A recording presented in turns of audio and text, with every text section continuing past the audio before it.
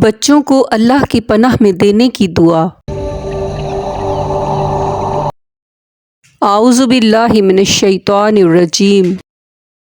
عبداللہ بن مسعود رضی اللہ عنہ کہتے ہیں کہ نبی اکرم صلی اللہ علیہ وسلم نے فرمایا، اللہ تعالیٰ اس شخص کو تر و تازہ رکھے جس نے میری کوئی حدیث سنی اور اسے دوسروں تک پہنچایا، اس لیے کہ بہت سے وہ لوگ جنہیں حدیث پہنچائی جاتی ہے وہ سننے والوں سے زیادہ ادراک رکھنے والے ہوتے ہیں۔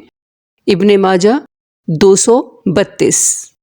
سیدنا عبداللہ بن عباس رضی اللہ عنہ سے روایت ہے کہ نبی کریم صلی اللہ علیہ وسلم حسن و حسین رضی اللہ عنہما کے لیے پناہ طلب کیا کرتے تھے اور فرماتے تھے کہ تمہارے بزرگ دادا ابراہیم علیہ السلام بھی ان کلمات کے ذریعے اللہ کی پناہ اسماعیل اور اسحاق علیہ السلام کے لیے مانگا کرتے تھے۔ اعوذ بکلمات اللہ التامات من کل شیطان وہامات ومن کل عین لامات۔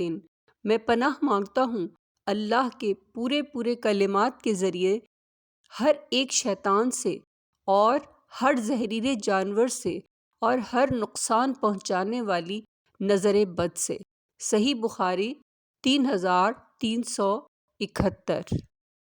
بچوں کی حفاظت کی دعا کرتے رہیں، کبھی بھی اللہ کی رحمت سے مایوس نہ ہوں۔